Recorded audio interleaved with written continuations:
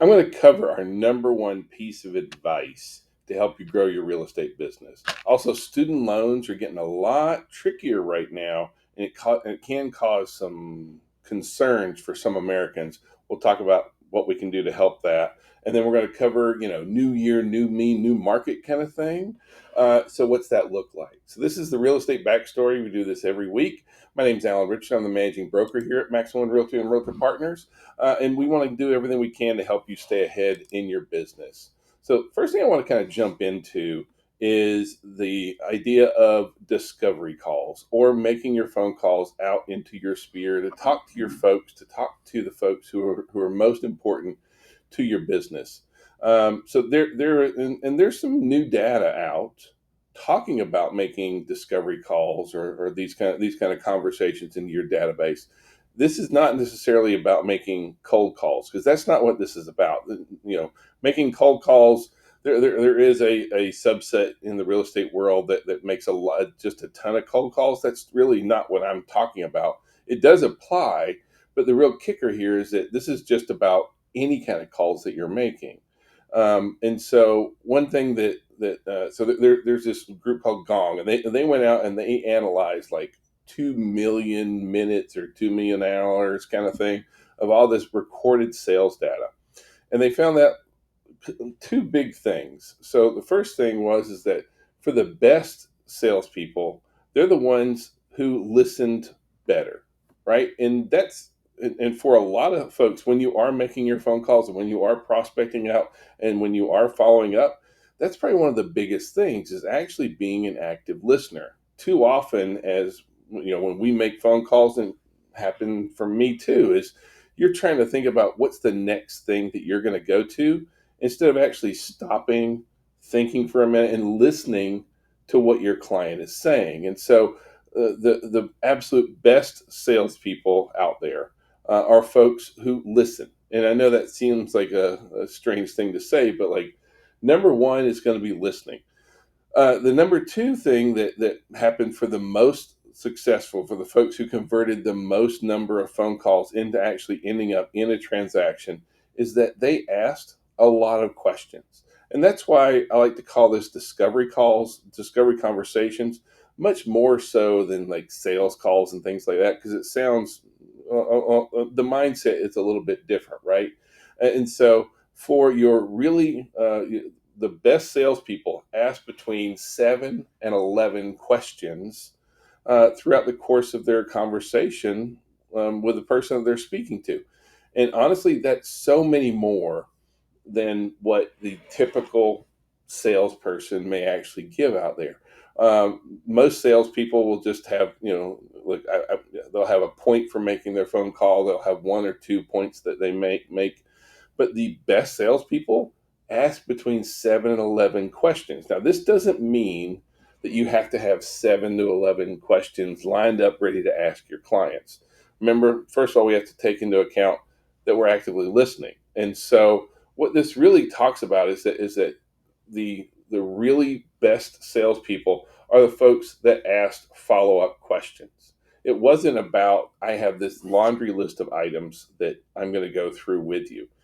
You should have a purpose for putting for making your phone calls, for having something to reach out, but then at that point it becomes much more about the person that you're speaking to than it comes about getting your points across. Too many salespeople have a list of questions that they want to go through instead of what's really important to the client or to the prospect that you're talking to on here. So first is that make sure you're actively listening, wait for an answer, listen to the answer, and once you actually have the answer, dig a little bit deeper on there. Ask follow-up questions like, like, what do you mean? Can you tell me a little bit more about that? Can you explain that further? Also, folks love stories. And so anytime someone that you're speaking to tells you things, well, talk about a similar situation that you've had where someone else may have had a concern or an interest or things like that. Compliment the folks, thank them for sharing with you, but, be ready to reach out and engage your folks. When it comes down to the folks who were the most successful in our business, they're the ones who have the greatest number of relationships, and the best relationships don't happen unless you actually talk to folks. So the idea of being afraid of phones and afraid of these conversations is really ridiculous, because that's going to be the key to your success, is being able to have these kind of conversations with folks. And this is one of the biggest areas where I see, especially new salespeople, have a real challenge. And sometimes folks that have been in the business a long time and haven't seen the success that they'd like to see. For most of these folks, it's because they're not making phone calls, they're not making discovery calls, they're not reaching out, they're not engaging. And this is a highly needed skill in our industry, and one that I really do hope that you'll work on honing out here, because it is so important for your business. It will really, really help you grow that piece of business. Now, one other thing I do want to kind of throw at you here as well is, in addition to making your phone calls, one other thing that we see that's really popular right now, that clients like and that kind of stuff, is be willing to also do webinars. Don't shy away from webinars. Webinars are a really great way to generate leads, interest, let people get a sense of who you are, that kind of stuff. If you are going to do webinars, first of all, have a goal for what the webinar is going to be. Create your content, have it ready to go. Now, for most folks in the real estate industry, it's going to either be a listing presentation or a buyer's presentation. And you should have those, or use the company ones, that kind of stuff. But you already have that. That's going to give you your basic roadmap. Then you want to make sure that you're sharing it out everywhere, social media, your database, all those kind of things, promote it on everything. And then once you're actually in the webinar, encourage, live chat, Q&A, asking questions, anything, polls, anything you can do to help get your viewers really engaged is going to be one of those things that can help you be really more successful. But either way, whether you're doing webinars or if you're reaching out, look, that's just so important. You have to schedule time to do that. All right, let's change gears and talk a little bit about student loans, because student loans, we have the potential for student loans making an impact into our industry, because starting this week, credit reporting changes for student loans starting this week. So we have, millions of borrowers that have federal student loans, and they are facing a lot of collection consequences here. See, the challenge is that for the last 5 years, borrowers who have been in default on their loans have not had it shown up on their credit report. And that was, this is back from COVID days, right? In addition, a lot of folks had a lot of forbearance programs put in place. A lot of folks have not had to be paying on those things, and they even threw out a fresh start program, these kind of things. But the bottom line is that all those programs ended, or ending January, and the beginning of 2025. And so, for folks who are behind, for folks who have not been maintaining, there's a lot of consequences for folks who are remaining in default on federal student loans, and that this has the potential to really impact us. And so, one of the first things is, if you do have clients that are they have defaulted on their federal loans, they're not going to be able to get an FHA or a VA loan. First of all, it's going to start showing up as negative credit reporting, meaning it's going to impact their credit score. For the last 4 or 5 years, has not impacted their credit score.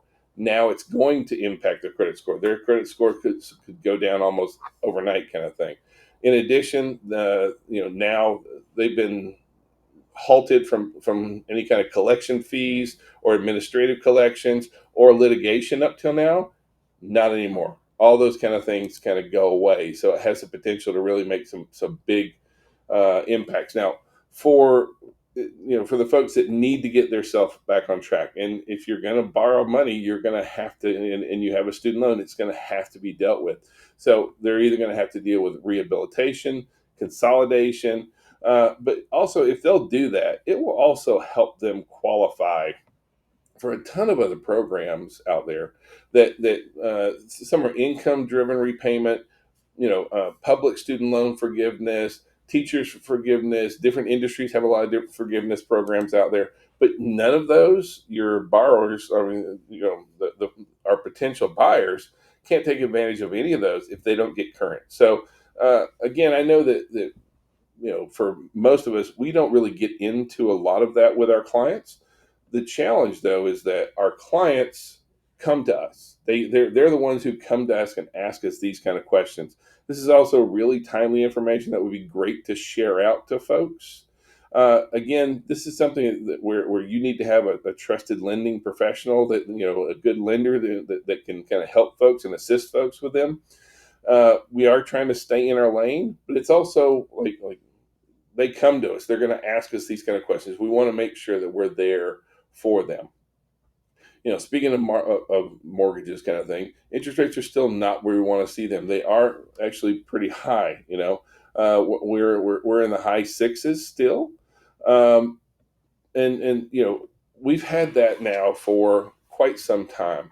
Now, it's weird because I want to talk just briefly about right now 73% of U.S. borrowers have an interest rate below 5%. And while that number is high, it's actually not nearly as high as it's been in the past. Right now, as far as like borrowers who have an interest rate over five, I mean, we are in a similar time to 2016 right now. The number of folks that have an interest rate in different rates now. Overall, the interest rate, for all Americans has risen dramatically. If you can't speak, I'm just going to keep rambling here. Drastically, we've seen where the days of the 3% rates, those kind of things, those are long gone, and we're not going to see those come back. But that being said, it doesn't mean that our industry is not actually looking pretty good. From a seller's point of view, we have more folks, like we had a lot of folks concerned about, will folks sell because they have such a low interest rate? Well, the folks who out there who really have those really low interest rates, most of those folks are staying, they're pretty happy where they're at. Life changes still affect them. But for a lot of other Americans, it's not like everyone in the world has a 3% rate. The number of folks that have those really low rates is getting to be less and less. So we have a lot more sellers who are interested in jumping into the market. And that was my whole point in going there. Speaking about renters, as far as like this new year, new me, new market thing, right? Just a couple of data points I really want to share about some new trends that we see happening in our industry. And so, first thing is that we have a lot of renters that are staying longer than they did even a decade ago, kind of thing. 33% of U.S. renters have lived in the same home for 5 years. And that, I'll be real honest with you, as a landlord, that sounds great. As someone that really cares about communities and cares about people and their wealth, that hurts my heart. Knowing that a third of renters are renting a home for over 5 years, if you're going to be in an area for 5 years, you really should buy. That wealth creation in the United States comes from home ownership. And so being able to share that with folks and seeing that so many folks are renting long term, it's great for investors. But whether you're the investor or whether you're the homeowner, that wealth is coming from home ownership. And so I would much rather promote great communities, helping families, building family wealth, that kind of stuff. Almost 20%, 17% of renters have lived in a property for 9 to 10 years. That's staggering to me because that's just so much equity that you're just leaving on the table out there. That being said, most renters do move within 5 years. For those other folks, some folks do like to rent, and I get that. I'm not rent shaming anyone. I'm just saying, we need to be the ones who are out there sharing and advocating for home ownership and understanding what a big deal it makes. The average net worth for a renter is like $10,400. The average net worth for a homeowner is close to $400,000. It's not even in the same ballpark. So we need to be the advocates that are really sharing that information out there. Now, at the same time, National Association of Home Builders, they just released some data points about what folks are willing to give up, or what are the when I say give up, what are the compromises that buyers are making in new construction? And the number one thing that we're seeing buyers make their, as far as like what compromises they're making is on lot size. They'll give up on lot size. And if you look around at new construction, you'll see the same thing. I was in a neighborhood just a couple of days ago, and you could basically almost touch the houses, but on each side, kind of thing. So we are seeing where our buyers are willing to take smaller lots, fewer amenities. Also, distance wise, they're willing to go out into the suburbs a little bit farther, and overall, just a smaller house. Really what this comes down to is affordability, right? Because all these things are going to help the affordability of the property.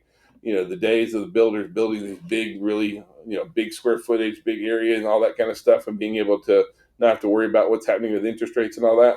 People are buying based on payment, and so that's a really big deal for our buyers in this market right now.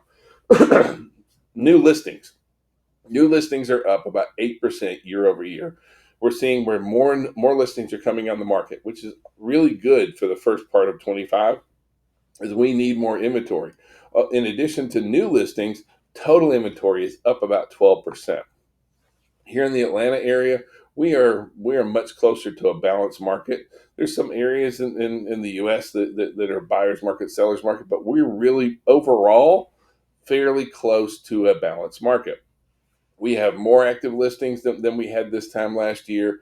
We have more total inventory than we had this time last year. However, we are still not where we need to be. We are still below where we were pre-pandemic on total inventory level. So we are seeing where that's improving. We aren't seeing where that has improved to a point to where it is impacting property values necessarily. Now, one area with all these new listings coming on the market, what we are seeing is a pretty significant growth in the number of listings that are staying on the market. So for listings that are staying on the market more than 60 days, that's up about 10%. And honestly, that's really significant because that's one of the things where we're seeing where our sellers are sometimes trying to throw prices out there that the buyers are not open to. And in this market, the buyers don't have to. The buyer, it's not like it was summer of 21 when we were all just taking orders on houses and folks were fighting for it, kind of thing. The idea of just throwing prices out and seeing if it'll go, that's it's caused a lot of sellers to kind of have to reconsider and really go back and be smart about it. Look at what the comparable sales and listings are running for a particular neighborhood and for their home in particular. For smart listing agents, you are using your comparative market analysis. The days of we'll throw this out here and see if it sticks. It's not sticking, and so we got to be real clear about that. Now, that being said, even though we have rising inventory and we have overall more new inventory, more total inventory, are we seeing prices drop? No, we're not. We're actually seeing just very moderate price growth, somewhere in that 3 to 4% range. So we're not seeing negative equity. We're still seeing positive equity, but at a much more manageable rate. The days of double-digit property value appreciation, those are not here. And so in a way that's actually very, very healthy for our market. Because if we kept that going, then we would cause a bubble in here. Now, one place when it comes to pricing, one thing that, Realtor.com just listed, the largest markets and the ones that they're expecting to see the largest price increases or property value appreciation. Atlanta came in on that list at number 13. They're looking at a 10% growth in property values and an increase in transactions of 15%. I think that's a bit aggressive. I don't see double-digit property value appreciation. I really don't. Not with the activity level that we currently have, as well as the rise of inventory. Well, have that inventory rise, and we're heading into the new year. We are heading into a spring market, and that's always good. Our market starts on January 1, really starts kind of jumping out. We don't really see those numbers equate into anything until March, April, that kind of thing. But the activity level has already started now. Don't wait for that to go. Or don't wait. Don't think that clients aren't. Don't wait until that March, April time to think, okay, now the market's going. You've already missed on and engaging, reaching out, talking to your clients, and starting to set up showings and that kind of stuff. So overall, hey, any kind of tips, ideas, tricks, that kind of stuff, please watch more of our videos. We have a ton of them. We have our mastermind series that you can jump in. You can catch us live on any of our continuing education classes. You can find our continuing education calendar at mx, the number one training.com. And I hope you guys have a great week.